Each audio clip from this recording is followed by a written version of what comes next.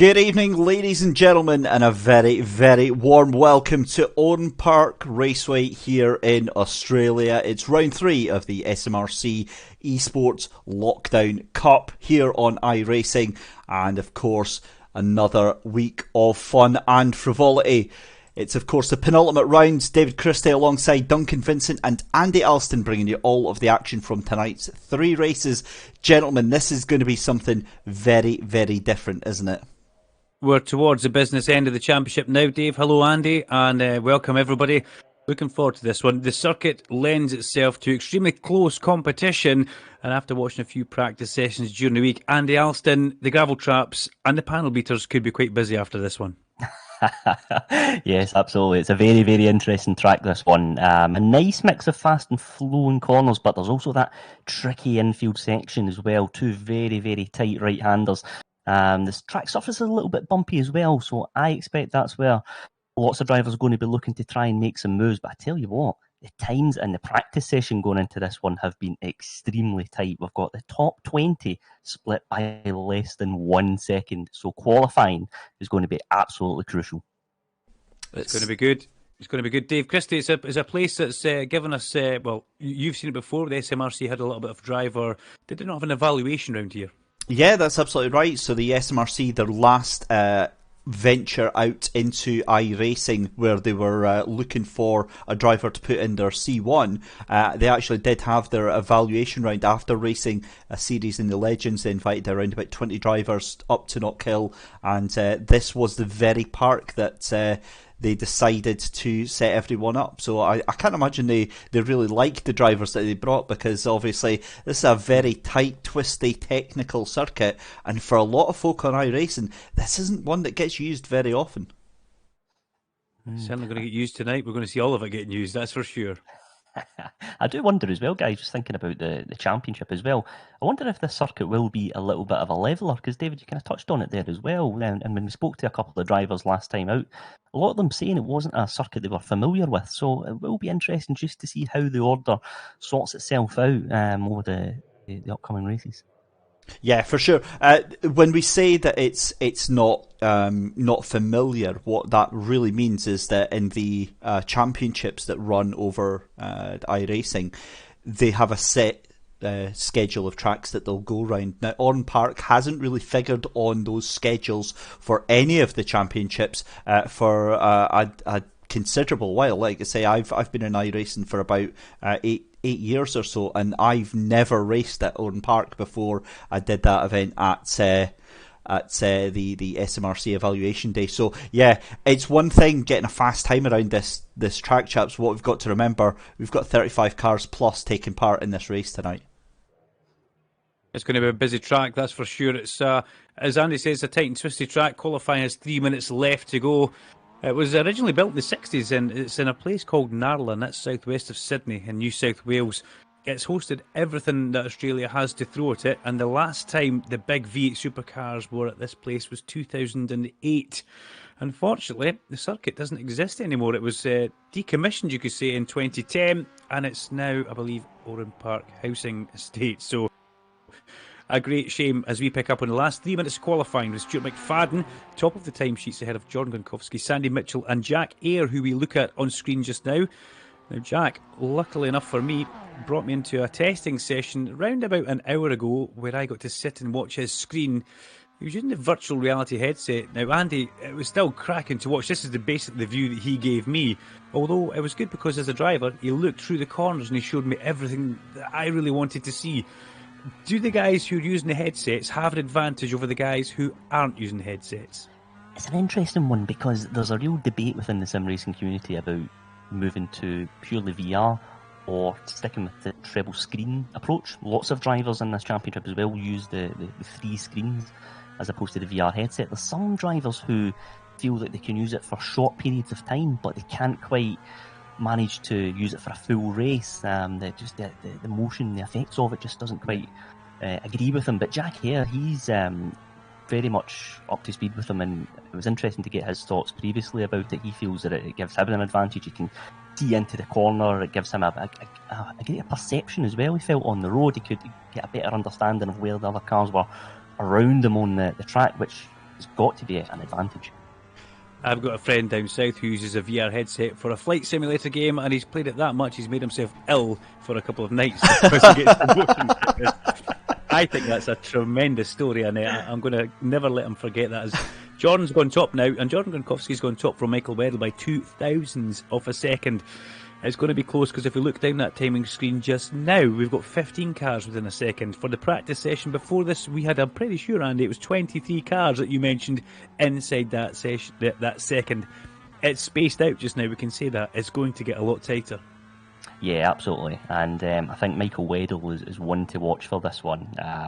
First event of the season, the Open Park didn't plan for him, but he did very well, I felt, last time out at Okayama, and finished that event with a third place finish. Michael's a very quick driver, and he's going to be there or thereabouts, I think, for this one. Now, for the VR headset, I think we should have asked Dave, because Dave, you've got a VR headset. If I'm not mistaken, you use a VR headset. I do. The reason I was away to jump in there is because you asked about the advantage. I would say absolutely it does give you a sense of immersion that you just don't get from any sort of flat screen, triple screen, whatever. I no longer use it just purely because I've got glasses, and the rigmarole of going to set that headset up every time I want to use it outweighs the benefit of it. But I honestly, I was a faster driver with it. You get the depth perception. You look to your right and you see the fire extinguisher down there. You want to touch it, and you can see the cars all around you. You look in your mirrors. It's amazing what the sense of confidence that gives you in being able to know exactly where you are on track. I think Jack here on an in-lap here as we've jumped on with Michael Weddle. Now let's say, Michael's stopping as well. They're in true Vincent style. I got the timing wrong. There is a count up on the timing rather than a count down on the timing. So right now we pick up with Sandy Mitchell, a man who, if I'm not mistaken, is joint championship leader with Stuart McFadden coming into this, both on 165 points. Now let's talk Sandy around the lap here, and we'll try and give you some corner names as he does it down the main straight here. Coming into turn one, which is not really a turn to tell you the truth, it's flat out, and Sandy's bailed out the lap. So that's just the way it goes, Dave, isn't it? That's most atypical as we now pick up with Rory Bryant with the coolest race suit and gloves about. Rory looks like he's coming into what's called Shell Corner. More than a 90-degree right-hander, and it leads him into a short shoot because we're in Australia, and this is Champion Curve. A lot of guys taking this in second gear, some trying it in third gear, but second gear pulls you out the corner and up the hill over the Yokohama Bridge. And this one here, when I was watching them in a little bit of practice, a lot of guys having a big lift there, but the quick guys were just rolling out the throttle through Foster's Dip. Foster's named after the local brewery. Yes, it is. And then we come into Momo Corner, and Rory Bryant has now bailed out of this before we got towards the dogleg and the last corner. So nobody wanting to show us a lap of the circuit. I think that's just the way it goes, Dave. It's one of these things in a qualifying session, isn't it? It certainly is. 2 minutes left to go in the qualifying session. It's sod's law that every single person that you go to is either crawling along. And to be fair, it makes sense because there's a lot of strategy involved in this 10-minute session. When you think that if you've botched up your lap with, say, 8 minutes gone on the qualifying, you're potentially not going to have enough time to get that thing around, or you've maybe damaged the car, in which case it's maybe just cut your losses and make your way through to the race instead. I mean, look at Aidan Wilson here, just crawling his way around. He still potentially has time to actually get a lap in here, but 7 tenths... Sorry, mate, you need to be in the front two rows around here. If you're not in the front two rows, you're going to either have damage or something's going to go horribly wrong. I'd like to think Aiden's just maybe building a little bit of, or taking a cool down lap for the tyres. Who knows? But he's down in 16th place, and Aidan Wilson needs to get a wriggle on. Is that the right thing we would say? Have a look further down. Tom Davies, Sean Dobie, we've got John Higgins, Adam Kindness. A lot of people out of place further down the grid. So, yeah, into the last minute, Dave. Is Jordan Gronkowski going to steal this from Michael Weddle by 0.02 of a second and a tenth over Stuart McFadden? I think it's a done deal.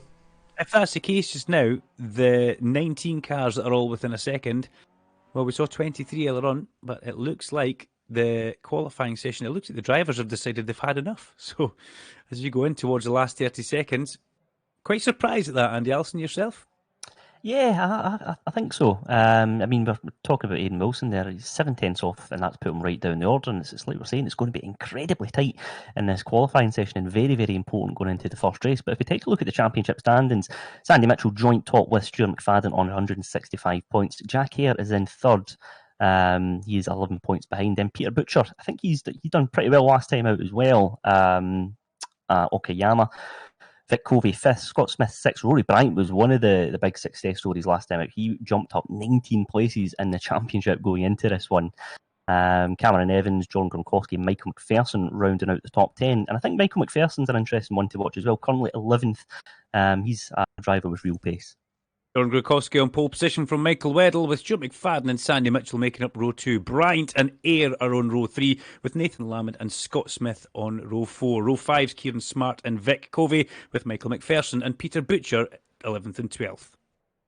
Then it's Cameron Evans, followed by Sam Spinell, Egan Pashley, Aidan Wilson, Blair McConaughey 17th, followed by Gary Brown, Martin Buchan 19th, Scott Hunter 20th, John Duncan, Tom Davis, Dale Smith and Stuart Winus in 24th place. There we go, gentlemen. So we are just about a minute away from our very first race tonight. Who are we going to be watching out for tonight? Well, without putting too much of a commentator's curse on anybody, we are looking also for a knock-hill driver off the day event. Let's see, can John Gronkowski do it? Will Michael Weddle do it? Can Sandy Mitchell come through? What about Stuart McFadden? I've just named the top 4. I'm covering my ground pretty well, Andy Alston. Yeah, certainly. John Gronkowski, he could do with a strong event here. We know how quick he is. Michael Weddle, I think, will put him under real pressure, though. Rory Bryant is one to watch. I have to say, he was very, very quick last time out at Okayama. But the key thing here is getting a good start and keeping that car out of any potential problems, because you could go into this Coca-Cola corner, get the sweeper out of the way, and we could quite easily see drama if you don't keep that car out of any contact with the You could certainly take the fizz out of your race at the Coca-Cola corner if it goes wrong. So here we go. We're under starters' orders. The lights are on. We're going through the sequence. 3, 4, 5. Full complement of lights. Gronkowski on pole, and he gets away, but it looked like Weddle made a better start, and he's already jumped Jordan, and he will lead down towards the sweeper on lap number 1 as everybody else jockeys for position. Sandy Mitchell also following Weddle through on the inside. Gronkowski's not made a good start, and it will be Weddle and Mitchell who lead into turn number 2, the Coca-Cola corner. There's trouble in the background. Somebody's about to get it happening there, and it does happen. Dave Christie manages to pick up on that. That looked like it was one of the guys we talked about last week. And is that Cameron Evans? You'll correct me if I am wrong, Andy Alston. Funnily enough, though, we've got through there with only minimal damage as they all come into contact again, going through Shell Corner. Oh, and there goes Vic Covey, straight into the wall. That was a big impact for Covey there. If damage is on that, we need to go back to the pit, one would believe. But back at the front, Weddle still leads from Mitchell. Jack Hare, John Gronkowski will be ruining that start. Looked like he spun the back wheels. And if you're spinning the wheels, you're not going forward, Andy, as we make our way through Momo Corner, heading towards the dog leg. And then the last corner, up front, Michael Weddle.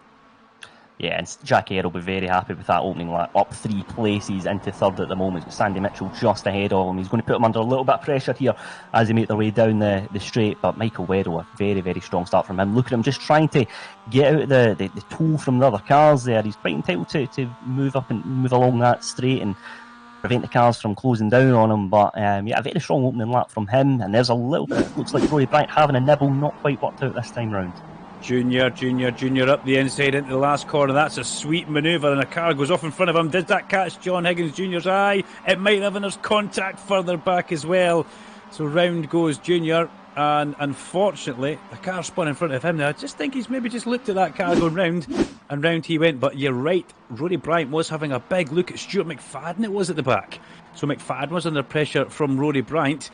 And at the front, it's now Weddle under pressure from Mitchell and Ayr as they go over the Yokohama Bridge down towards what's called Foster's Dip. They go through that lovely sequence of rolling, flowing corners. Momo Corner, well, it goes over the crest of a hill. The car wants to go light, but then you're flat from here, off the end of that exit curb, over the, okay, we'll give it the O'Brien aluminium dogleg. You can see why we don't see that too often. And before we come into the last one, which is Ricardo Corner, Weddle covering that inside line, not wanting to give too much away there, Andy, as we go into another lap. Good thing about the laps here, they're not long, very quick, short laps. Yeah, good. Oh, and there's a car off there. Scott Hunter's got it all wrong at the final phase of the lap. He's got to sit and wait there to let cars past. As we follow Jackie Chalmers now coming around Ricardo corner. I think that final corner of the lap, you can send the car up the inside and go for a move, but it's all about getting the previous flow and section right. It's just about being patient there, lining up the car, and then if you're brave and you've got the running in, look at that, dear me. That wheel has almost come off that car of Jackie Chalmers there. Now, I was looking for Scott Smith. He qualified in 8th place. I'm thinking Scott Smith was one of the cars that got T-boned at turn 2 when we saw other cars cutting across the grass, because Scott's found himself all the way down in 23rd position from, if I'm not mistaken, he was 8th on the grid. So bit of a disaster for Scotty. We pick him up in the red and white car behind Adam Kindness. That won't last for long. He'll send it up the inside, but Adam tries to cut the nose off over the crest of the Yokohama Bridge. 2 abreast here. This probably won't work for Adam Kindness. Smith on the inside. Smith makes that manoeuvre count and kind of elbows Adam out the way. Adam Kindness, never one that wants to give any ground on the racetrack. So that's 22nd place for Scott Smith now, but something definitely gone wrong at the start. They're difficult for you to catch that, Dave, because it was all kind of happening at once. But it did look like, if I'm not mistaken, it was I think it was Cameron Evans. If it wasn't Cameron Evans, I'm trying to, for the life of me, Andy, think who that other car was. It was going down the grass. Yes, it was certainly. I think it was a blue one. Anyway, I'm not quite sure. I didn't quite catch that myself. I had my eyes glued on that race start from Michael Weddle, because he got away very, very quickly. Let's follow Cameron now. It was Cameron. Yeah, it was Cameron. Yeah. He was one of the cars. There was another car that he took off as well, and that could have been number 17 by the looks of things here, because he was just coming off the grass with him. We'll see this again, a replay here. Evans goes up there and says, look at 17 also. There he goes. Bang! Into the side of Scott Smith. Round goes Scott Smith, and you could almost hear the expletives from, well, I think it's Kevin Heath, is it just now? And he won't be a happy boy sitting in that car. But anyway, back at the front, Weddle, Mitchell and Air. Look at this, Mitchell slides past there. Or is it Jack Ayres? They've kind of split up a little bit, actually, because Weddle has now got a comfortable, you could say, buffer over Sandy Mitchell. Let's see how long that lasts for Andy Alston. Absolutely, and the longer those two scrap, that allows Michael Weddle just to gradually pull away there at the front of this pack with 5 minutes gone in the first race here. It's been a pretty clean, tidy race from Michael Weddle, I have to say. He's been very, very impressive so far in that car. John Kowski down in 4th place, so he's under a bit of pressure from Stuart McFadden as he goes up the inside. Stuart looks to try and make a move here as they make their way down the sweeper and then into Coca-Cola corner. Can he make it stick? You would probably have thought so there. Jordan's not giving up without a fight, and there it is. Yeah, job done. Then he ran him wide, but a good move all the same. Stuart McFadden's made that count, and he's up to 4th place in this race. Manoeuvre and a half that going through the sweeper. Now let's keep our eyes on Sandy Mitchell. Has Sandy Mitchell got the pace as they get a little bit congested behind going through Shell Hairpin or Shell Corner? Mitchell was a good chunk behind as we picked the camera back up at the leader, and look at the pace that Sandy Mitchell has got. He's dragged himself away from Jack Ayre and he's got right onto the back bumper of the grass cutting Flymo himself, Michael Weddle, there as he throws debris into the face of Sandy Mitchell, and he does it again. So we can see that Sandy has definitely got the pace round here. Let's keep on board with him as he goes over Momo, using less road, it would appear, than Weddle through the heart of the corner, then flat out over the crest of the dog leg before they go into. Andy, is this an overtaking place, the last corner, or is it too quick an entry?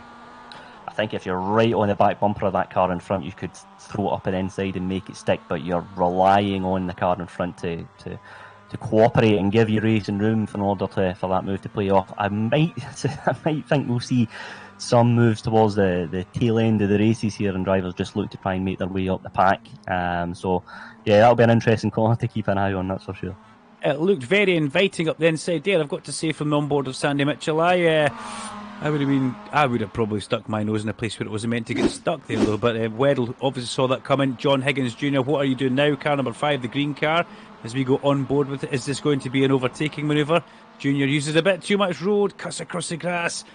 It's just not working for John Higgins Jr. in this, the first race, and he's getting a bit lost in the infield now.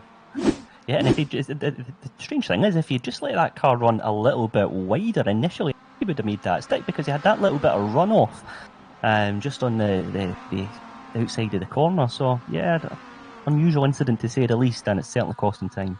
He was maybe involved in that bit of a smash at the first corner. He's maybe carrying a bit of damage, and he might need to get that fixed out. We don't know.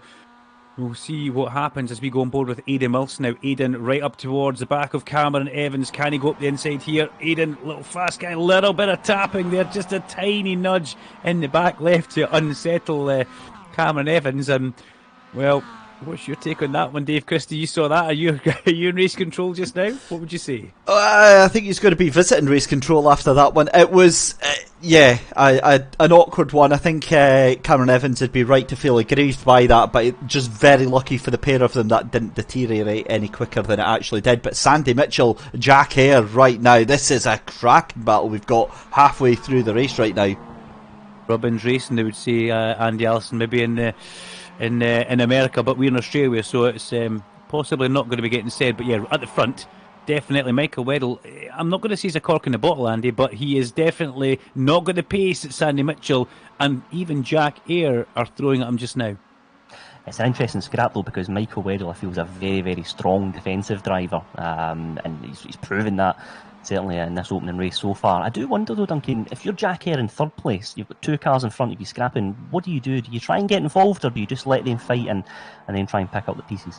I think it's a little bit early for him to get involved just now, because we've seen what can happen around here, but he's there, and if he's there, he's in with a chance. Look at Mitchell now, bump drafting, in fact driving through. That's quite interesting. Driving through the rear suspension of Michael Weddle. He's up the inside going into the sweeper. What is Mitchell going to do? He tries to slide through and the inside. He's now leveling himself up for the inside at the Coca-Cola corner. Beautiful overtake by Sandy Mitchell. He'll run Weddle wide, and Jack Hare, ever opportunistic, is alongside as they run down towards Shell Corner. What will Weddle do here? He'll try and tough it out on the brakes as much as he can. 3 wide through the Shell Corner. Fabulous, fabulous bit of e-sport driving just now, and Weddle is going to come back to the inside and be strong here and take the lead back. So very interesting stuff there. He's pinched it tight inside of that corner. Mitchell tries to go round outside, and Jack Hare now looking up the inside of Sandy Mitchell over the Yokohama Bridge, and he's through. Hare goes from third up to second place, so forget everything I said. Jack Hare very much willing to get his elbows out, roll up his sleeves and get into this at the front, and that is bringing Stuart McFadden up to it, and Jordan Gronkowski now. Yeah, absolutely. It's been a great scrap in this opening race here, and credit to Jack Hare there. He sensed the opportunity was on, and he decided to go for it. But again, it's allowed Michael Weddle just to pull away from the cars behind. So can he now hold on to that lead as Sandy Mitchell looks to try and have a move up the inside of Jack Hare here? He's got Stuart McFadden close though as well, so I wonder if Stuart McFadden will try and get involved. Dave Noonan having a spin further down there, or is that Ian Pittman? It's Ian Pittman. Dave Noonan was just ahead of him as they go over the Yokohama Bridge. Shame for Pittman, facing the wrong way there, but back at the front, look at this. Weddle, Hare, Mitchell, McFadden and Gronkowski all together as they go underneath that Yokohama Bridge. Kieran Smart just off the back of Jordan. So Michael Weddle has managed to resist and survive one onslaught. He's got more coming though, because there are now just about 4.5 minutes of this race to go. Weddle put up with an incredible amount of pressure there, but used a really good bit of racing knowledge to know where to position his car on the road, and that really helped him. It helped him stay alive and keep in the lead there as we look back at the bouncing Jack Hare coming through Foster's Corner down towards Momo, and then the dogleg, this lovely section of flowing track. Weddle, Hare, Mitchell, McFadden, Gronkowski, the top 5 just now with 11 minutes of the race gone. Yeah, it's been a great one, this one. I just wonder, will Jack Hare try and have a look this time round? He thinks better of it as they make their way around Ricardo Corner, so he's going to try and get the run, use the slipstream down the straight, and see if he can perhaps throw the car inside. But look at Michael, he's already getting his car into the middle of the track. He's taking a defensive line going into this corner. He's going to try and prevent Jack from making the move this time round. Yeah, defensive down the straight, Weddle there, but that's going to leave him a little bit open on the entrance to Coca-Cola. There goes Mitchell up the inside. Good move for Mitchell. Did he give a little tap into the back of Jack Hare, or did Jack Hare see that coming and turn away from the corner? Either way, though, everybody's still on the track. It is Weddle from Mitchell. Mitchell back into that second place, but Hare looking underneath him as they go through Shell Corner. Keeps it nice and clean. That's the one thing that's so impressive about these guys at the front. They're so clean. And look at that. Back up the inside goes Hare. And that's let McFadden get into this, and that's giving Weddle just a bit of breathing space that he needs as Adam Kindness visits a tyre barrier. And that's not the first time I've said that in my commentary career, ladies and gentlemen, just to let you know. But Adam back on track, and away he goes. But all this time at the front, Michael Weddle just getting that little bit of a gap. Look at that. That's a comfortable buffer now. If you can hold that, let's see how much pace Jack Eyre has got. Let's see if he's been masking and hiding some of that pace towards the end of the race, Andy. Yeah, a couple of early contenders for the knockout driver of the day here, I have to say. Some great racing here at the front of the pack. What's been interesting as well, I think, Duncan, is when one driver is looking to make a move, the car behind trying to follow them through. It's almost like a bit of a carton technique. They're just one's trying to follow through the other and leapfrog a couple of cars and make their way up the order here. So it's quite an interesting tactical battle here. So what you might see is the driver that's in fourth could quite easily make their way into second as Sandy Mitchell. He's just kept that car on the road there and no more. I think, He's not. Sandy goes into the tyre wall at Coca-Cola corner and he will be livid with himself over that one. As we get the Sim Dynamics replay there, he gets out of the gravel trap where he goes. Weddle, Eyre, McFadden out the front. Mitchell gets himself out of the gravel trap. And oh dear, that's your championship leader, joint championship leader with Stuart McFadden, who now finds himself in third place in this heat number one. So that looked like a little bit of keenness going in towards the Coca-Cola corner for Sandy Mitchell, and all that has kind of bitten him in the rear now. And that's going to put him down to 14th place, just behind Sam Spinell and ahead of Tom Davis, as we are now into 13 minutes 45 seconds of heat number one out of a allotted 15-minute window. That's throwing a cat amongst the pigeons, Andy. Let's see a replay of that one. What did he do wrong here? He got down the inside and then it's a difficult one, that. Eventually there's a bit of contact from Jack Eyre, which sent him into the tyre wall, but he was already going to miss the apex of the corner. And yeah, that's a tricky one. That's a tricky one. If Jack Eyre hadn't tried to turn there, he was going to go in the gravel himself. But if he hadn't turned, there wouldn't have been a coming together. Who knows? I'm not a steward. Yeah. I don't want to have nothing to do with that. I don't think Jack could really have done anything else about that. It's a difficult one. The car seems to get a little bit unsettled for Sandy Mitchell on the left-hand side. The way he runs over the curb. I did think he had just enough to keep the car on the roads, but it's a very, very, very narrow runoff area. There's not a lot of room for error, so to speak. But I think it's just a little tap that sent him out and sent him the wrong way. So it is an unfortunate one, but for me that is a racing incident. I don't think Sandy can have any complaints about that one. 10 seconds of the race left, 5 seconds. This is the last lap. This is going to be an opening race victory for the man in number 7, Michael Weddle, and he's put up with a huge amount of pressure through this race from Sandy Mitchell, from Jack Eyre, and internal pressure as well from himself. As he comes through the last corner, Weddle up towards the checker flag. He will be absolutely delighted with this victory. He wins from Jack Eyre. Stuart McFadden rounds out the podium. Brilliant for his championship. Jordan from pole comes home in 4th ahead of Kieran Smart, and Peter Butcher comes home ahead of Michael McPherson. Aidan Wilson, Cameron Evans and Blair McConaughey will round out the top 10, and a fabulous bit of e-sport driving for heat number 1 there. Yeah, absolutely. It's a great driving. Credit to Michael Weddle. He was under pressure from the word go there, really, from a number of different drivers as well. So credit to him. Fantastic job there. Jack Eyre up 4 places to finish second, and Stuart McFadden rounding out the podium. So yes, really impressive driving throughout, and again, it's a recurring theme in this championship. If the opening race is anything to go by, we're in for another cracker here tonight. Yeah, we'll have to see Rory Bryant, disastrous first race for him. Sandy Mitchell and Scott Smith. Scott Smith qualified 8th, finished 15th. Sandy Mitchell on the front row comes home 16th, and Rory Bryant, well, it just didn't work for poor Rory either, did it? John Higgins Jr. also out of the race, along with Scott Hunter and Vic Covey, who we saw have a heavy impact. Let's hope that they can get that fixed for race number 2, as it's called, the Constellation. Virtual driver of the day so far. Well, keep that in your mind, guys, if you're watching. You could drop that in the chat. Dave Christie keeps an eye on the chat.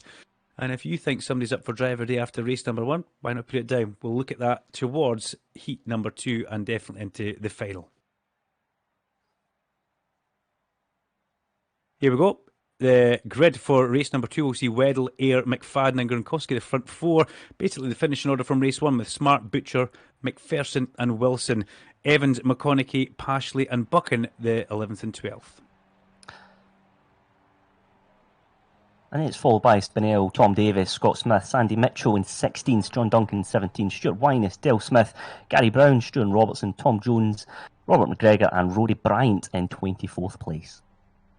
Well, after heat number 1, there was a bit of physical racing going on there, but there was also some clever driving at the front as well. This man on your screen just now, car number 7, Michael Weddle, well, he weathered the storm. He had huge pressure from Mitchell, he had huge pressure from Air, and as I said, he had pressure from himself as well, because when you're leading a race, it's so easy to make a mistake. We are now under starters' orders.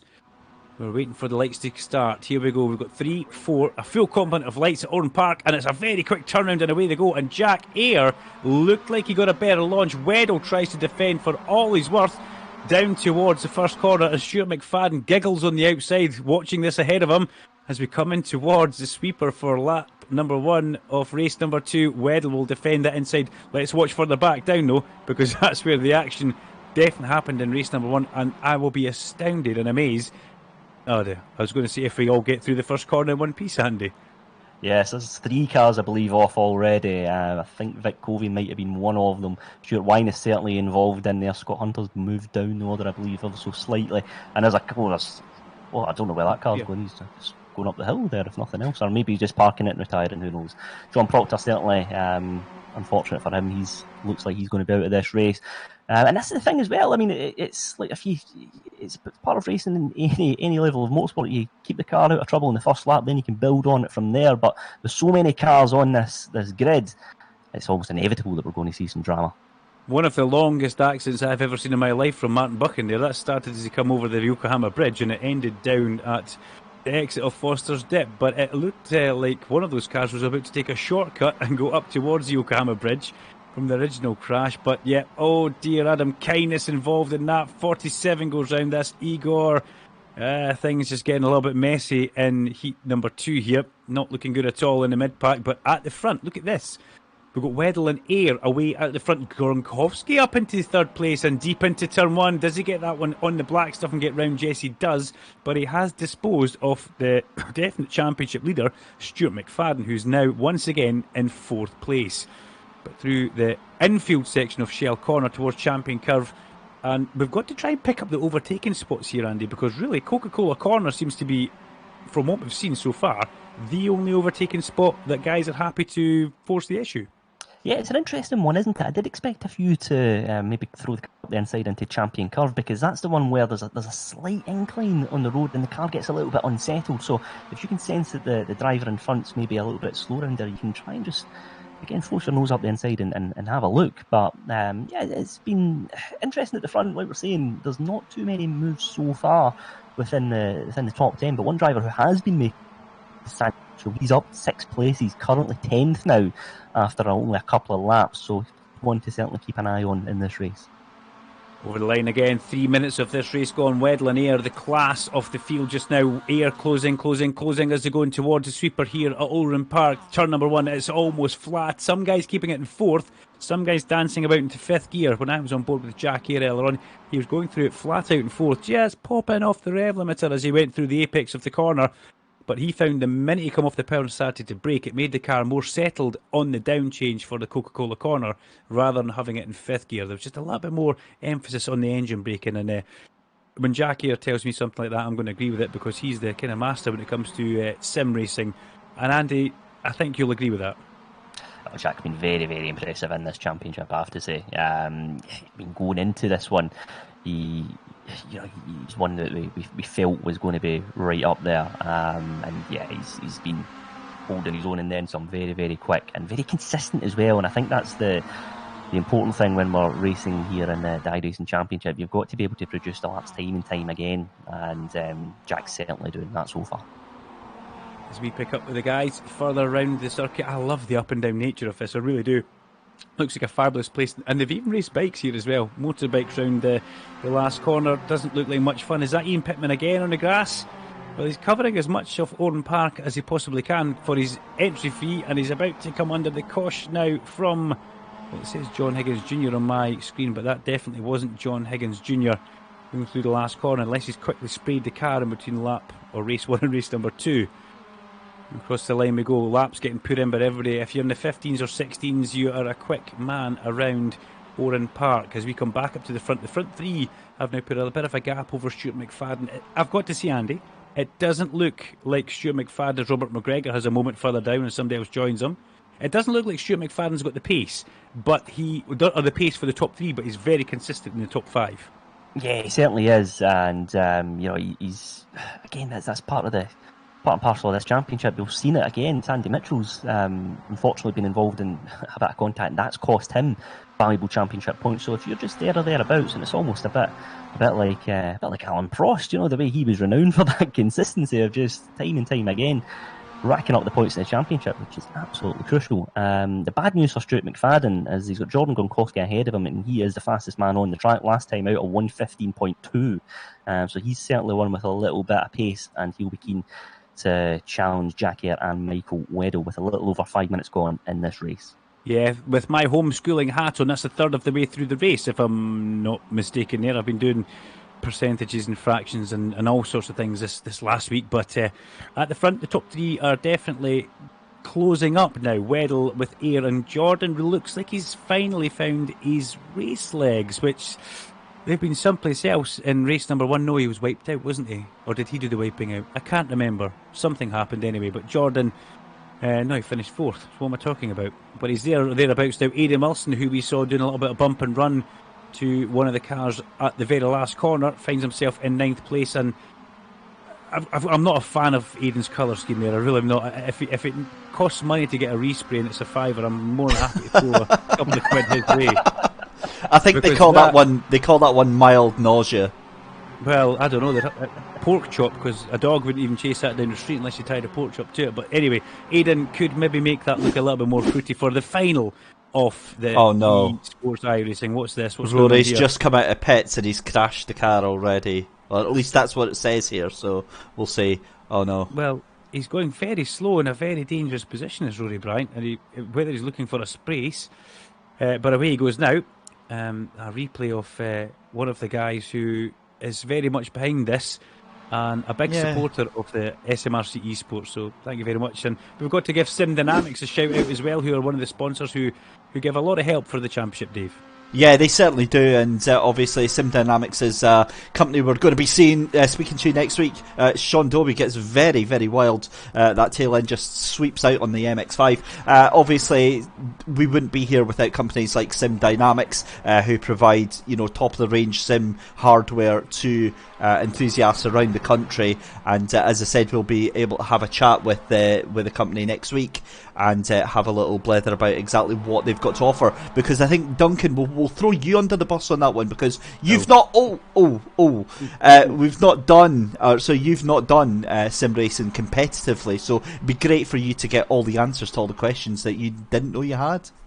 Yeah, I've got a lot of questions. I always have a lot of questions for everything. That was John Higgins Jr. They're getting a little bit excited with somebody, but let's go back to the front just now. I will have a lot of sim questions, Dave, you can guarantee on that, as we have 8 minutes of the race basically gone now. Weddle still leads through the sweeper on this Oran Park circuit, and he holds off Jack Eyre. John Gronkowski just behind him, with Stuart McFadden in a distant 4th place, we could say now. So yeah, the podium looks pretty good just now, and I am so impressed with Michael Weddle. The pressure that he is putting up with here is quite something when you look at how much he's having to soak up, Andy.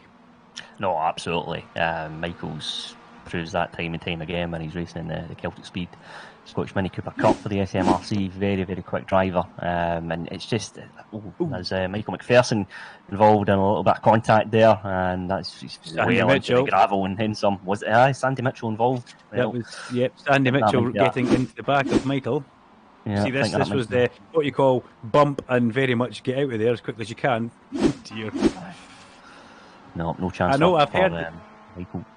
I've heard the saying use them for brakes, but that literally was use them for brakes. Last corner, Weddle leads out the last corner just now as we come into this. This is getting very close. Is Jack here just holding back? He's going side by side with Weddle just now. Weddle defends as they come down the main straight. He's on the inside of sweeper, but I've got to say it looked like Eyre has more speed as they come through here, but Michael Weddle will never ever relinquish a corner. Eyre puts a couple of wheels on the gravel on the way in. That's going to push him wide. Jordan Gronkowski says thank you very much, uses all his single-seater experience to keep it as clean as you possibly can, and through he goes almost to the lead, but the invisible Michael Weddle comes back into shot after a slight connection issue there and holds off another attack from Jack Eyre. And one thing Weddle's good at here, he can hold off these attacks And then the guys behind who are trying to do the attacking and the passing generally lose a position. So this is something good for Weddle. He's got a clean road ahead of him. He's leading all the way over the Yokohama Bridge before they come through the next series of corners. You can see the comparison on lap 3, 4, 5, 6 and 7 to Ayr and McFadden. Well, McFadden actually has been quicker, but that's possibly because Ayr's been right up behind and stuck behind Michael Weddle. Yeah, it's an interesting one. I think if you can survive past the Coca-Cola corner and round the subsequent Shell and Champion Curves, basically get to the bridge and you're okay. I think to survive the lap, it seems to be that no one's really thrown the car up the inside in the last corner. And looking at again a very narrow defensive line from Michael Weddle, but Jordan and Jack Ayr are both following suit. As we've got a back marker just giving way on the inside. I think Michael Weddle again will live to fight another day here. Again, takes the car in, turns in early to hit the apex, and yes, he's got that well covered this time round. As Jordan Gronkowski now coming under a little bit of pressure from Jack Ayr, and all this battle on, there's contact there, and there's again a back marker involved. Looks like our front three, thankfully, have come through that unscathed. Oh, we've lost Jack Ayr, and that Jack Ayr was the white car which you saw with that big impact. There, you see it there. Now, where did that car come from?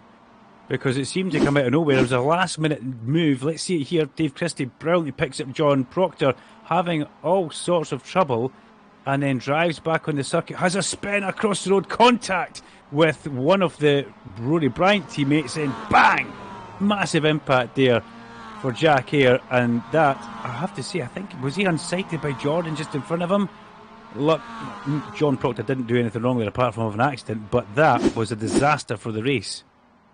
Yeah, I think it was a flip of a coin as well to decide which side you wanted to take of John Proctor there, and unfortunately Jack Ayr has come out worse. Furious with that. Let's see how this one pans out. So again, Jordan goes left and just a little bit too late to follow suit, and then he ends up collecting John Proctor, and that has had massive ramifications, not just for this race, but for this championship battle as well. I winced there. I had to look away from that. Obviously, we could see it because we knew it was there and it was up the road. But if that's the first time you ever see that happening... Oh, as Jordan Gronkowski makes a mistake at the second corner. Now, let's pick live with what's going on, because it's still Weddle who leads. But McFadden, look at that. Stuart McFadden's now got himself up there. And Sandy Mitchell has come back into play as well.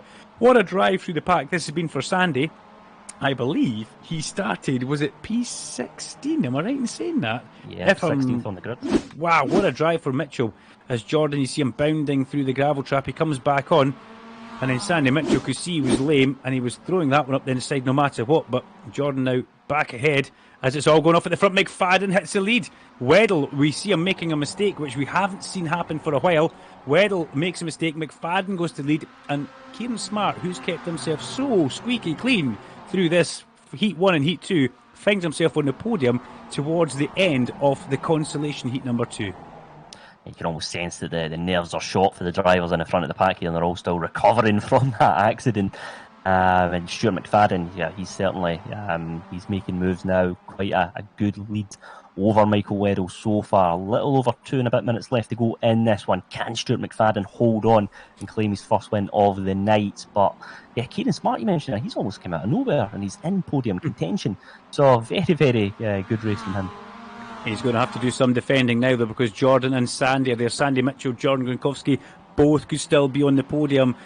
But I think we need to give a little tip of the hat to this man who is in the front, because I need to apologise straight off the bat, because I said I don't think he's got the pace to be in the podium tonight. He's in a constant top 5.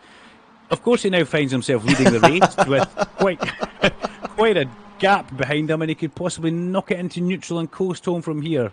Clearly not, but that's how impressive Stuart McFadden is. He came in here joint championship leader with Sandy Mitchell.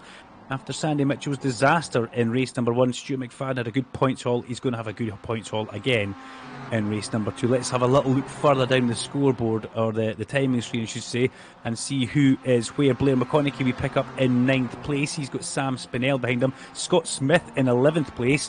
Well, he'll be ruining his Oran Park experience after such a fabulous qualifying session. And Nathan Lamond also behind him, with Tom Davis, Tom Jones and Vic Covey all the way down there in 15th place as well. We're into the last minute of the race though, so it's all about McFadden. Can he hold on at the front? As Mitchell goes up the inside of Smart, Kieran Smart tries to hold that one. They're a little bit wide, and Mitchell goes back underneath there to take 4th place. Yeah, good moves from Sandy Mitchell there again. Picked his moment and just thrown the car up the inside. Not too much Kieran Smart could have done about that. But Sandy won't be content with fourth. He's going to try and make a move here on Jordan Gonkowski to take that final step of the podium. Has to go defensive though, because he's got, look at that, Kieran Smart is taking the place back. Fantastic move there up the inside, but can he make it stick though? Great drama here as they go up and over the bridge. Sandy got the inside line, and he's into fourth with a couple of corners left to go in this race. Yeah, good move from Sandy Mitchell, and Kieran Smart showing that he's not a pushover by any way, shape or form. As somebody else goes off, that's Dave Noonan further back down. But McFadden coming through what we call the dog leg, over the crest of the hill, flat out through here on the MX5, down towards Recaro corner, the last corner here at Oran Park. Turns it in with a back mark ahead of himself. Stuart McFadden is going to take a nice, healthy points lead in the championship as he comes off to win the consolation race. Heat number 2 here at Oran Park, ahead of Michael Weddle in second place. Jordan Gronkowski gets a podium in a fine third, ahead of Sandy Mitchell, the recovering Sandy Mitchell. Kieran Smart, Peter Butcher, Aidan Wilson will come home in 7th place, ahead of Cameron Evans, Sam Spinell and Blair McConaughey. And Andy, that was a sensational race number 2. Oh, packed full of drama, wasn't it? It was. Of course, the big talking point is the incident under the bridge and the ramifications that's had for not just Jack Eyre but a couple of others in this championship battle. But yes, that's. I don't think there was much that could have been done, Duncan. Honestly, I think Jack was very, very unfortunate, trying to follow Jordan, and not much he could have done about it. Here we have a replay. Yeah, this is a replay of that crash with John Proctor. You see him spin off the grass, contact with Bosch, John Duncan, sitting in the track, unsighted, bang, in goes Jack Eyre. Manages to drive into a tyre wall, which is a lovely place there, but yeah, that was unfortunately. You have to see, Andy, he was just unsighted there. There's nothing he could do about that one. As soon as Jordan jinked across in front of him, nowhere for him to go. No, absolutely. And we were talking earlier about Jack Eyre using VR. I would hate to have had that collision in VR. That would have been, that wouldn't have been very pleasant at all. No, credit to Jack. He's managed to meet the most of it if he could. They could have quite easily bent it in the barrier and retired. But I think the important thing as well, though, is that it's been and gone. We've got three races in a round here. He's just got to put it behind him and try and make his way up the standings and claim as many points as he can in this championship battle. Just on that note as well, one other person that kind of I caught the attention of was John Higgins, actually. 40th place. He started right at the back of the grid, took 17th place despite all of that going on through that race too. So fantastic recovery drive for John Higgins. Puts him in a decent position for race 3. But the other point that needs to be made is these guys have already used their get out of jail free card. In terms of race control and driving standards. We saw last time out at Okayama some of the drivers getting the book absolutely thrown at them with penalties, and I can't see them taking too kindly to some of the action that we've seen tonight, not holding on brakes when they crash, not immediately retiring to the pits. A lot of accidents that really didn't need to happen there. Yeah, that was a cracking race, that one. And for the Okayama, thankfully none of those penalties get brought forward. They're for that event, Dave. But will we see any penalties from what we've seen tonight? It's been difficult. Virtual driver of the day. Well, it's always very easy to look at the top of the sheets, isn't it? And think Stuart McFadden is in with a shout just now. But you have to look further down for people doing recovery drives or people who've made progress. I think John Higgins would have started at the back there and he got himself up quite a lot. We've also got to look at Sandy Mitchell with him coming back through. Andy, is there anybody else that's caught your attention? I have to say that the action at the front has been very, very competitive and very clean as well. Michael's defensive driver, Michael Weddle, I think, has been absolutely fantastic. Very, very good so far. But again, we've got the reverse grid to contend with here for this final race as well.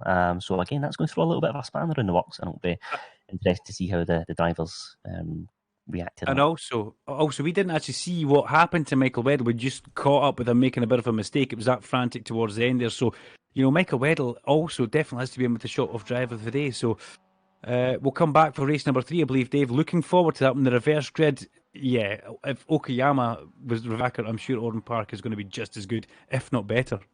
Yeah, it certainly is. So we've got just over 2.5 minutes left to go before we get onto the grid for the next race. We'll take a very, very short break. When we come back, we'll have live action then from the remainder of the races.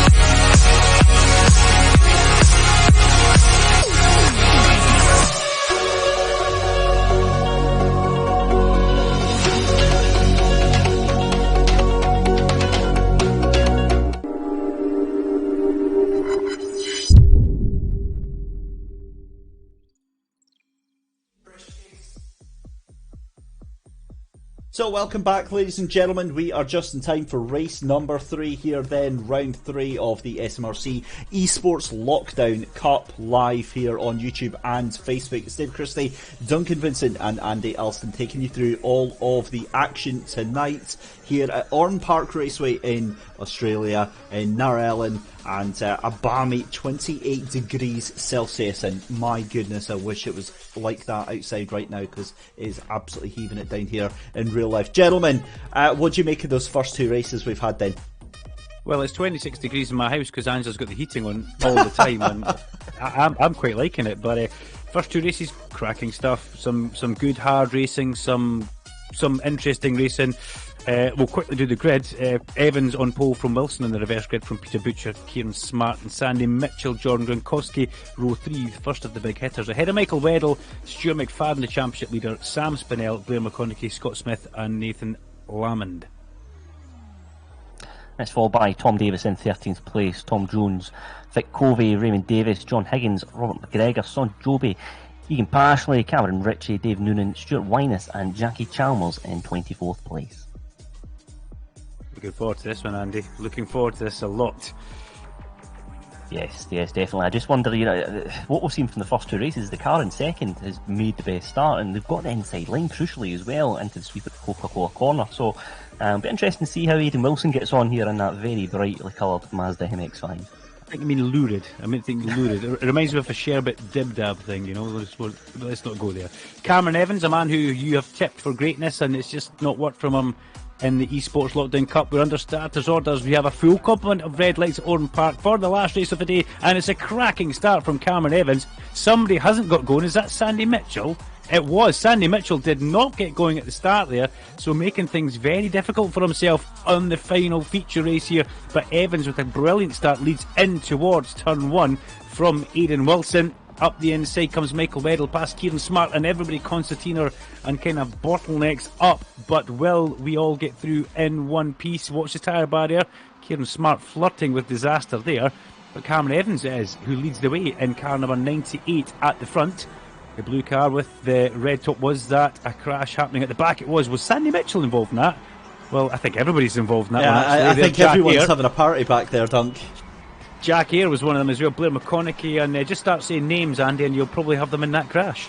Yes, I think so. I was looking at the front, and Aidan Wilson tried to have a nibble up the inside of Cameron Evans going into Coca-Cola Corner. That's cost him a lot of time and allowed Cameron Evans to sail off into the distance. He's got a terrific lead over the chasing pack after only 1 lap. So Cameron Evans in a very, very strong position here. Aidan Wilson's got pressure from Michael Weddle, Peter Butcher and Kieran Smart, all looking to get involved so far in this race. Great shame we almost got through with no instances. Sean Doby once again finds himself parking up looking at the lake in the background there. If that was in Scotland, it'd be a loch though. But we pick up with McFadden as he comes down in 6th place ahead of Kieran Smart in towards the sweeper, which is a flat out left hand kick. Don't turn right, for goodness sakes, whatever you do. That wouldn't be an advisable thing, as we pick up with Struan Robertson and what looks like a track Scotland car. Now what's Struan doing here? Oh dear, you don't want to be doing that. And yeah, he's put a lot of mileage into this. He done a few testing hosted sessions.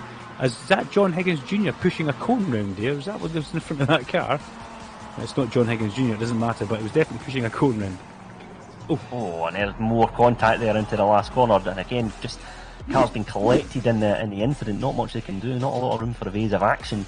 Again, it seems to be the story of this night. If you just keep the car out of trouble, you'll make your way up the pack. But it's there's so many cars on the grid. If one gets it all wrong, we're seeing so many other cars affected by it as a result. So let's have a look at the scoring chart. There's Jack Ayre. Was that Weddle getting into the back of Wilson? It was Michael Weddle getting into the back of Aidan Wilson, and that's where the car goes light anyway, so you don't want to be getting touched there. And I think Sandy Mitchell will want to just jump on the Qantas Dreamliner and head home. It's just not been a good time in Australia for that young man. Oran Park has not been kind to Sandy Mitchell.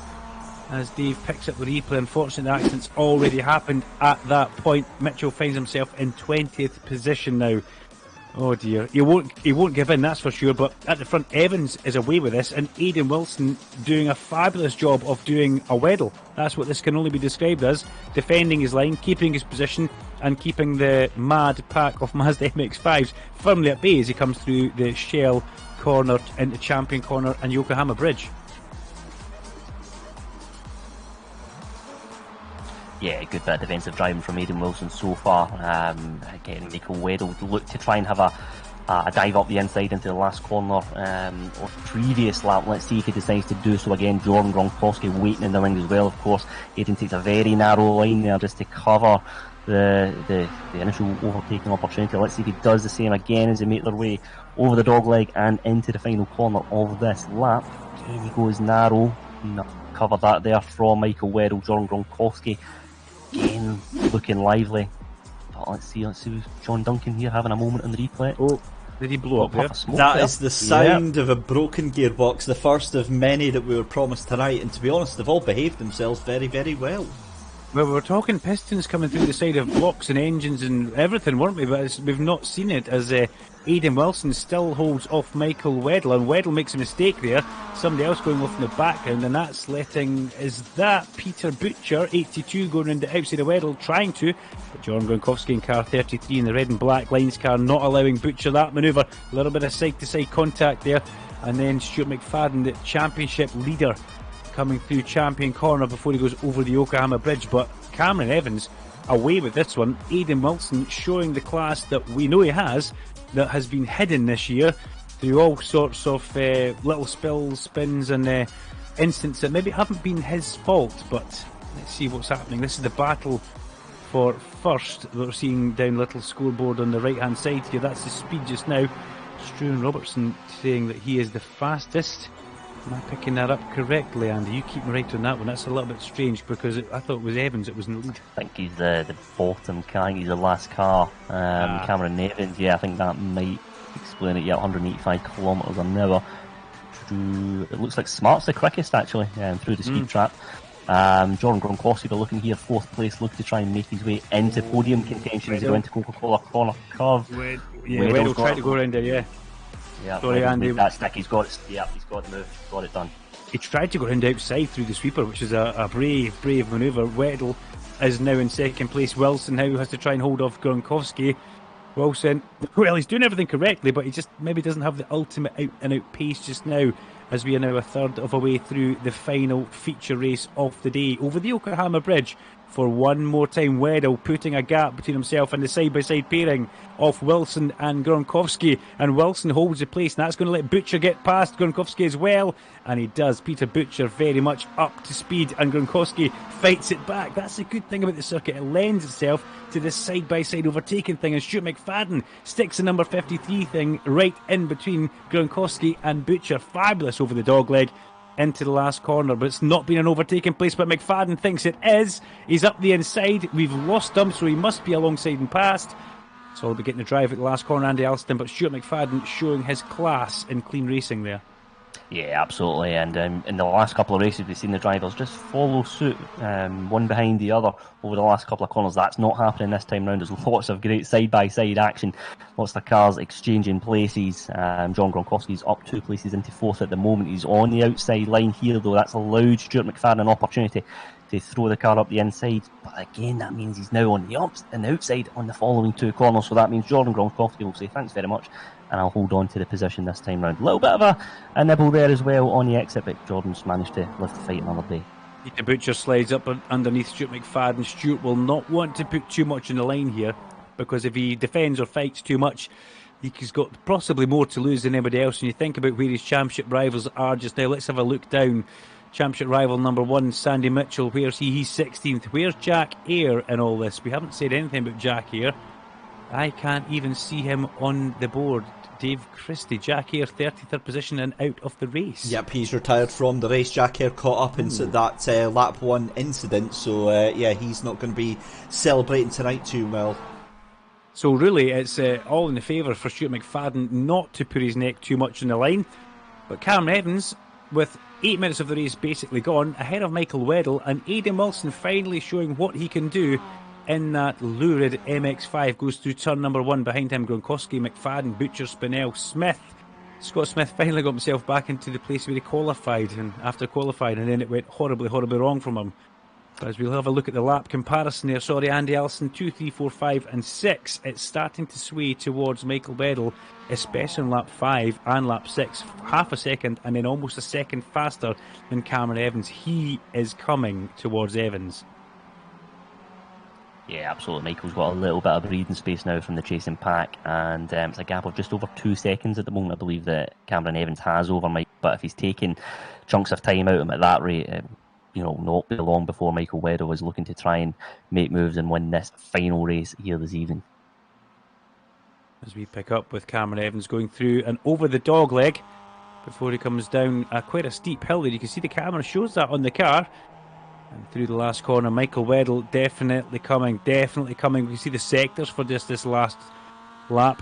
2, 3 and 4. Yeah, he's a couple of tenths of a second faster in each of those sectors, and Cameron Evans will see the incoming Michael Weddle. A 15.7 for Weddle last time, 16.4 for Evans. Aidan Wilson set his best, a 16.3, but fastest lap of the race went to Stuart McFadden with a blurry purple something or other, which I can't make out there. But I do know it was the fastest lap of the race for McFadden in 5th place. Yes, it was 1:15.2 last time out for Stuart McFadden. So he's up 3 places in this race, currently 5th at the moment. As we take a replay of Sean Dobie now. Let's see what happens here in this incident. We've got a couple of cars round about him as well. And the car, the back end just steps out, doesn't quite manage to hold it, and that's certainly certainly not going to plan for him. A couple of other drivers. I was just going to say a couple of other drivers who are making moves here. Martin Buck in 15th place. He's up 21 places as things stand. He's got Rory Bryant behind him, who's moved up 15 places, and then Michael McPherson, who's made up 12 places. So real credit to those guys in midfield pack. They are certainly getting the overtaking moves done. 100%. And Aidan Wilson goes down to 4th place now as Jordan Gronkowski puts a very clean, fair manoeuvre on Aidan as they come through the end of the lap. And behind him, he's now got Stuart McFadden, who's going to try and power past on the main straight in towards Sweeper. Can he do it at the front? Weddle hits the front. No, Michael Weddle has got himself back to the front. We did see that he was catching Cameron Evans. We did see that he had more pace. And look at that. He's not only caught him, but he's passed him very quickly and cleanly. Good thing for Weddle there is he didn't have any company with him, so he could just basically car in front, catch the car, pass the car, job done. Try and pull away, and well, that could be a double victory for him as we come into 4 minutes of the race remaining. Mind you, behind John Gronkowski, Stuart McFadden, Aidan Wilson, Butcher and Spinell, anything could happen here, and I mean anything, as Aidan Wilson still hanging about in that car in 5th place. Good showing from the young man, but I'm impressed also by Peter Butcher. Peter Butcher really showing what he's made of here. In that car, trying to go up the inside of Aidan Wilson, just gives him a little bit of a tap there. And the car's unsettled and light as it goes through the Foster's dip in towards Momo anyway. And that's where we saw Sean Dobie go off. And I was going to say, that's not the first time Sean went off there. He dropped a wheel into that curb earlier on and had the mother of all slides. It looked like he was doing a drifting contest. And I take my hat off to Sean Dobie for holding it that long. Yeah, absolutely. It's a tricky final phase of the lap. The track, it's up and down. It's narrow as well. And yeah, but we've seen a number of drivers get it wrong, unfortunately, throughout this race, around that part of the track. But as we follow Rory Bryant now, 16th place, he's had a good race here in the finale, or the feature, I should say. Again, he gets championship points. If you finish up to 25 places here, they're all getting championship points, and they're all, again, they will add up. It's been a bit of a disappointing event for Rory Bryant, particularly after he did so well last time out at Okayama. But yeah, it's a couple of minutes to go, so let's see if he can make up a couple of places. And he's having a bit of a nibble there, I think, with Nathan Lamond. Yeah, it's been a bit scrappy in the midfield, I think. But credit to Rory, he's certainly made his way through a couple of cars. Yeah, we also saw Sandy Mitchell getting past Egan Pashley there.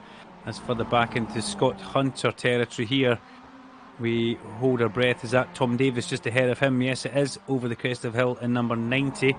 And then we will have Stuart Winus just behind him. So these 3 cars all very much together as John Gronkowski leaves the last corner in 3rd place as we have 13 minutes gone out of the allotted 15 minutes of this race, as Aidan Wilson once again is a huge defensive jink towards the inside as he comes onto the straight. McFadden ahead of him in fourth place, and look at this Scott Smith's going to try and go round out everybody here, but he's going to have to be careful. They're all going to come together, and Scott's going to try and get a position up there. Well, he gets one because somebody exits stage left. That was Peter Butcher in the gravel.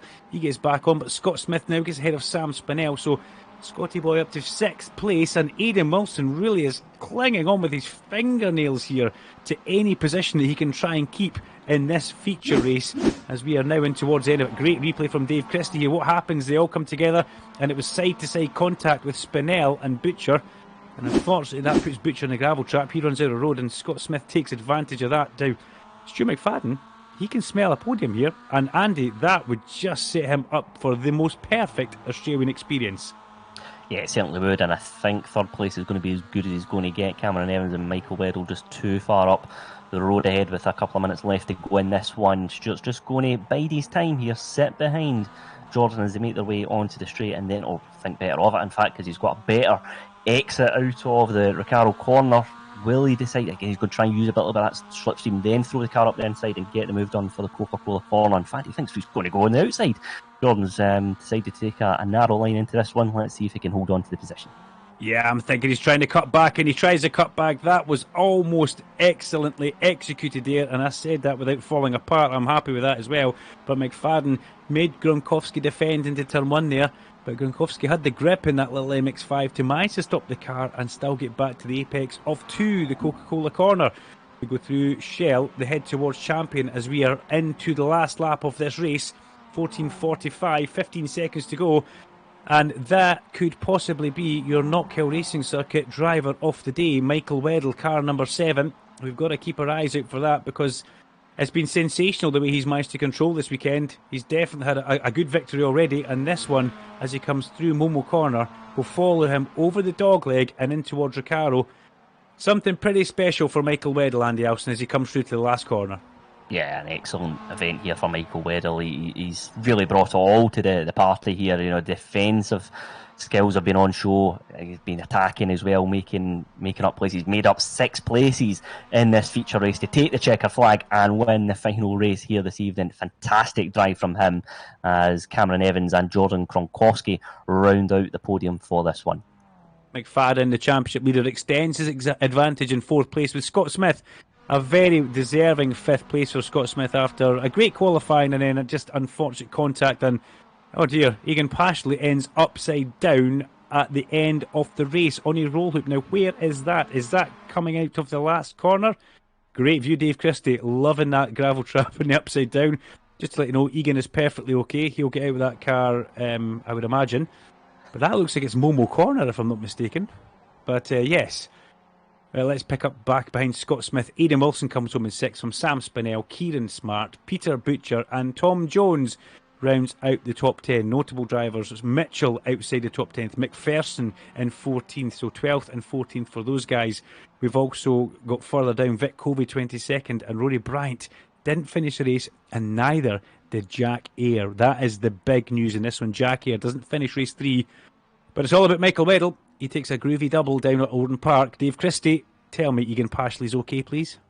Well, the medics are on standby, but there we go. He's back into it, so yeah, no harm, no foul. But what a set of races, guys! Here's confirmation of your results tonight. Then Michael Weddle taking the win there from Cameron Evans. It did look kind of inevitable with the pace that Michael had, but Cameron Evans, brilliant second place for him. That reverse grid race really doing him wonders. John Gronkowski taking 3rd place, Stuart McFadden in 4th, Scott Smith in 5th. Again, he had a busy first 2 races. Great to see him back up in the top 5 as well. Aidan Wilson in 6th, Sam Spinell, Kieran Smart 7th and 8th, Peter Butcher in 9th and Tom Jones in 10th place. Sandy Mitchell though, he was looking so strong earlier on, guys, and I think that incident in race 2 really put his hands behind his back.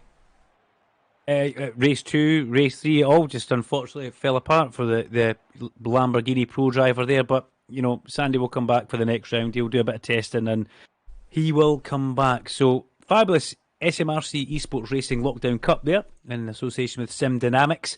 the Not Killed Driver of the Day award. Now, this is where we have a little bit of a chat, guys, and come up with who we think the virtual driver of the day. And really, I'm going to just look at one race. I'm going to look at that last race here. And Cameron Evans, who I've been told so much about through the course of this since the start of it, I haven't seen too much of it. I think Cameron Evans drove a fabulous race there. And for me, I'm going to give him my tip towards the virtual driver of the day for that second place. He didn't win the race, Michael Weddle did, but just the actual showing of how he performed there, well done Cameron Evans. But Andy Alston, I'm sure, will have a different opinion. I think. Well, there he is. Just checking. Yeah, I was just sitting and mulling that one over, I have to say. For me, in terms of outright pace, in terms of bringing everything to the table, Michael Weddle, I thought it was fantastic. A very, very strong performance from him. We knew he had the pace. Open Park just didn't go to plan for him. He looked stronger in Okayama, but it was absolutely fantastic here tonight. But yes, Cameron Evans, I felt also had a very good race throughout, and again, looks like he's a driver with real potential here as we go into the final in Laguna Seca. But if you ask me, I would give it to Michael, I think. Oh, it's split 1-1, so I'm gonna have to find out which one that it's gonna have to be. I think I have to agree with Duncan, say Cameron Evans, just purely because we've seen his pace, we've seen his raw talent in the Console Cup, and to see it again back here tonight, I think it's a good sign of things to come. He got that the pole position because of the reverse grids, and other drivers may have fallen back much further, and he showed that he had the pace not only to keep with Michael but to keep miles ahead of the rest of the pack like Jordan and Stuart McFadden. So yeah, I think Cameron Evans takes our first virtual driver of the day, guys. And we'll make sure he gets a stylish cap from Not Killed for that. Yeah, I agree with that, Dave. He was on pole, so he was helped with the reverse grid, but he didn't throw it away. He didn't drift back into the pack. He stayed on the track, and yeah, fair play to the young man. Virtual driver of the day. Sorry, Andy Alston. We'll make it up to you next time. Don't worry. Don't worry. But I do see, Dave, we have a waiting room full of talent and Scott Smith. So who do you fancy pulling in first of all for us here? Well, I think we should speak to race 1 and race 3 winner Michael Weddle, because it was a fantastic performance from him just now. So a very good evening to the man himself, Michael Weddle. Race 1 and race 3, you absolutely nailed that, buddy. Yeah, it was pretty rough out there, the third race. It was good fun, actually. I really enjoyed it. But no, I'm actually happy for a change to get some good results. So talk us through both the races, because obviously race 1 looked relatively calm compared to races 2 and 3, but you had to, talk us through race 1 firstly, and then race 3, that charge through the grids and taking that place from Cameron Evans. Race 1 was probably the worst driving I've ever done in my life. I just couldn't string laps together to save my life. I think I have never felt so much pressure in my entire life. So every lap, I just couldn't get it right. I think my fastest lap was like a 0.6 or something. It was really slow. But then race 3 was just trying to stay out of the melee. And I'm not sure what happened at the start. I got a good launch, and then next time I looked up, I was right behind Aidan. I was just trying to find a way by him. I was impressed with you. I really was, Michael. It's Duncan. How are you doing? Congratulations on a lovely couple of victories there. It looked like a rough kind of set of races. There was that one incident which we saw in race number 2 underneath the Yokohama Bridge with yourself, Jordan, and Jack Ayer got the really bad end of that one, where I think one of the cars had spun on the grass and come back on, and all three of you guys had arrived on scene and you all kind of went one side of it. But can you remember much about that, or was it all a bit of a blur, buddy? I remember praying that whoever it was, the white car, just didn't put his foot down on the throttle, because I committed to go to the right and go under the grass. I was just hoping that he wasn't going to float it into it. But I think we all fanned out, and I think Jack was unfortunate just to get caught up in it. Yeah, not Michael, the best. Michael, lots of drivers making moves into Coca-Cola Corner. Just talk us through. You were taking quite a narrow defensive line going into that one as well, but of course that risks you're forfeiting the inside into Shell Corner and Champion Curve as well. Just talk us through how you were managing to hold the chasing pack at bay throughout a number of those races. It kind of reminds me of the hairpin at Not Kill. If you can just hold the inside line and just pray that no one's got a decent run around the outside, then you're going to be okay. Because the corner before that is such a fast kink, if you carry too much speed, you're in the gravel, so you kind of have to lift off if you're on the outside. I think there was one point Jordan and I had a wee coming together. I think he tried to go around the outside and then just came right across my nose as we were braking. So you just kind of have to just pray that no one's got that good run around the outside and just hold your own, really. You can definitely see that you've cut your teeth in the Celtic Speed Mini Cooper Cup, because that was defensive driving. It was on point, mate. It really was. You didn't step over the mark. You didn't do anything wrong, but you just positioned yourself, rather annoyingly for everybody else, where they wanted to be, and you controlled those races really well. I mean, definitely racing in the minis is 100% helped that. It's exactly the same type of racing, same spec racing. You're just defending for your entire life, just hoping that no one's got that decent run or you make the run. I mean, Stuart got a really nice cutback going up onto the Yokohama Bridge, and I was really quite annoyed by that. That's why I tried to hang it around the outside of the fast right-hander, but that was a bit silly of me. Where are we coming together? But yeah, that was a great move by Stuart to get by as well.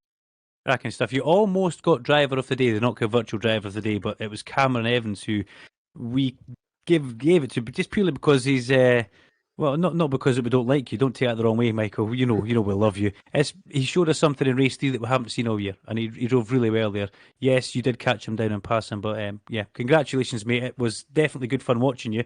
I don't know about you, Dave Christie, but I would love to hear from Scott Smith, our good friend Scotty, to find out what went wrong at race number 1 for Scott Smith after a fabulous qualifying session. Scott, we saw you unfortunately being pinballed into Coca-Cola Corner turn 2 in race number 1, and that was basically your kind of races set from then on, wasn't it? Yep, damage recovery from there on it was, Dunk. That was a tough one, that. I watched the replay back, and yeah, it's just unfortunate. I was number 1 skittle, I guess. Yeah, was the car damaged after that? Was it difficult to drive? No, actually, I was fine on speed and stuff. I started still kind of knuckling down, but being that far back, trying to make your way through people on this track is very difficult. So I just did my best and obviously tried to make as many positions as I could from race 1 so that I had a good starting position in race 2, and then wanted to do the same then for race 3, and I managed to do it and got myself up to, I think, 8th. So yeah, happy. Yeah, I think I said it in the broadcast, Andy. Alston. He's finally now in the position of where he qualified, and yeah, good stuff, Scott. Unfortunate, but I'm pretty sure he'll be back for the next ones. It's racing, mate. These things happen. Look for. Oh, we lost him there. We lost him. He's away. I believe we're going to get shooted up. Congratulations, mate. Tell us how it went. To be honest with you, Dunk, I completely agree with you.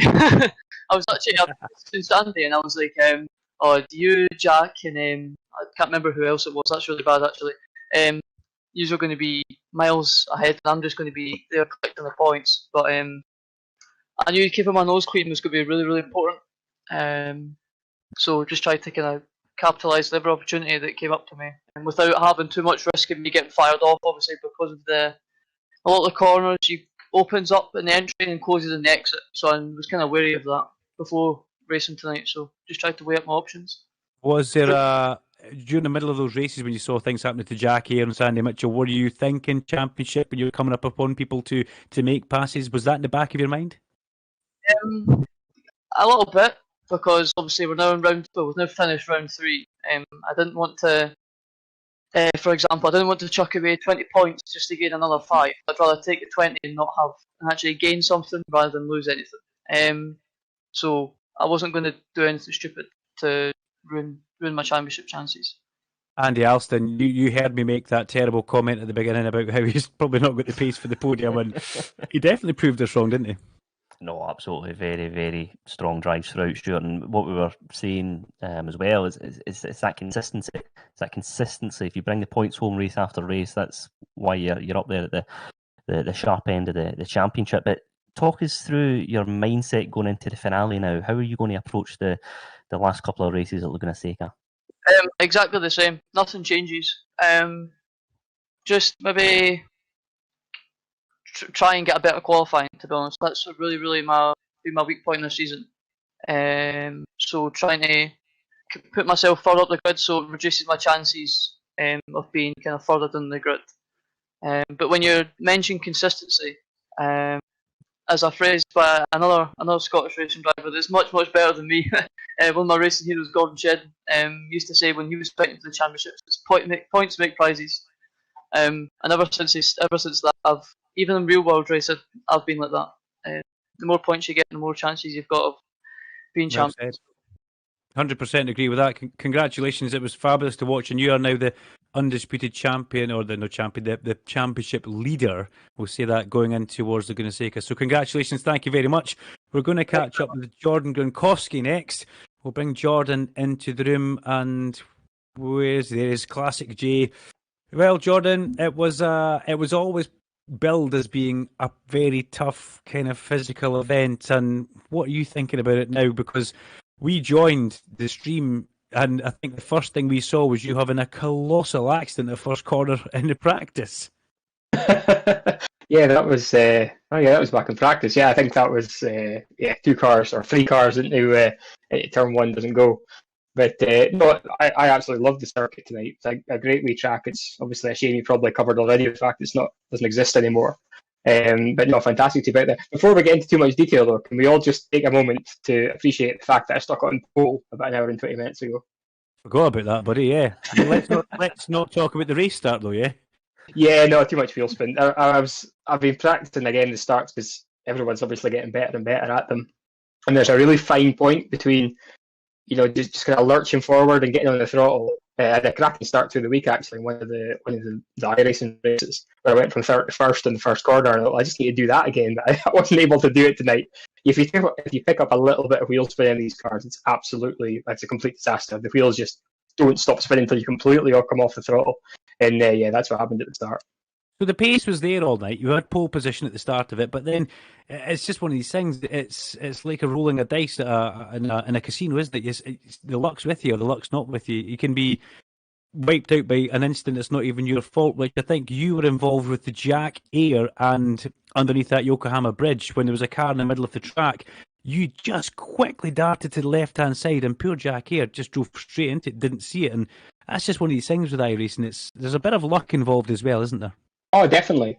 Although I think Jack in the chat there admitted himself he should have probably seen the car, but coming out the corner, I kind of saw the smoke ahead, and obviously aware there was back markers coming up. And I saw, I think was Michael, it was in front of me, went to the right, and I saw the guy in the middle of the track, so I went left, and then I checked the mirror, and I just saw Jack absolutely nailed him. I thought, oh dear. But it was a bit of a break for me because Jack was all over us at that point. So, but no, it is, and again, the nature of the circuit tonight, it's kind of a one by one. That there's really nowhere to pass, or a couple of passing places, but the second half of the lap, especially, it's so fast and flowing. But then you get these colossal battles where you end up beside somebody, and you're on the inside for one, but that means you're on the outside for the next. If you can stick it in around the outside, you'll be on the inside for the next one. And great thanks to all the guys I raced against tonight, because there was a lot of door banging and things, but in general, there was just enough space, and I hope you guys enjoyed the stream because it was fantastic being out there. We had a fantastic time, and of course we go to Laguna Seca next. We're going transatlantic. A few more overtaking opportunities at Laguna Seca. You'll probably be licking your chops at that one. Yeah, definitely. Laguna's a good circuit. I've never been there, obviously, in real life, but I've driven it quite a lot in the sim, and looking forward to that. And overall, I'm quite happy with tonight. I think what was that, 4th and 2/3. So after I think last week when I had pretty much a disastrous week, last Wednesday, I'm quite happy tonight. Really, really pleased with that. Hopefully, hello to Mum and Dad. I know they're probably your dad anyways watching the stream. So hello to them. I'll speak to you in a bit, Dad, and we'll debrief. Debrief. There's always a debrief after racing. Jordan, thank you very much. We're going to let you go now. And Andy Alston, we're going to finish with our driver of the day, the Knockhill virtual driver of the day, comes into the room himself. It's Cameron Evans. Andy Alston, we were quite impressed with this young man all the way through that third race. He really held it together, didn't he, Andy? He certainly did. Cameron, great drive out there. Just talk us through that, your approach, because you got a very strong start, and then you had sustained pressure throughout that one. What was it like just glance into the rear view mirror while focusing on the corners there? It was a weird one. I didn't actually expect to be anywhere near the front coming into this race because I'd done a lot of practice coming into it, and I think the best I was doing was like a 15.8, and I saw people like Sandy and that were doing 15.1, so I knew straight away, like, just being consistent, I'd get like top results. But then after I saw I was off pole for race 3, I thought, right, I'll just see if I can get a good start, and I'll probably drop down the order a bit I was expecting, but I didn't expect to have a 3.5 second gap after a couple of laps, but I knew when Mikey was behind me that he was going to catch me. It was obvious. And when I saw him got me inside, I thought, no, just go. There's no point me trying to fight this, because I saw Jordan was quite quick as well behind me, and I was just trying to settle for at least P2 at the best. But considering how bad my first round was in Alston, I'm a wee bit gutted about that now, looking back at it, because I've had good races last week and good races this week, but I'm still, I think, like top 6 in the championship, I think, if I've worked it out. So, you got brought to my attention by Andy Alston at Alton Park before race number 1. He said, this guy Cameron Evans, you're going to have to watch him. And it went horribly wrong ever since then, until now. So I need to ask you, virtual driver of the day, the Not Kill virtual driver of the day, do you own a Not Kill baseball cap yet?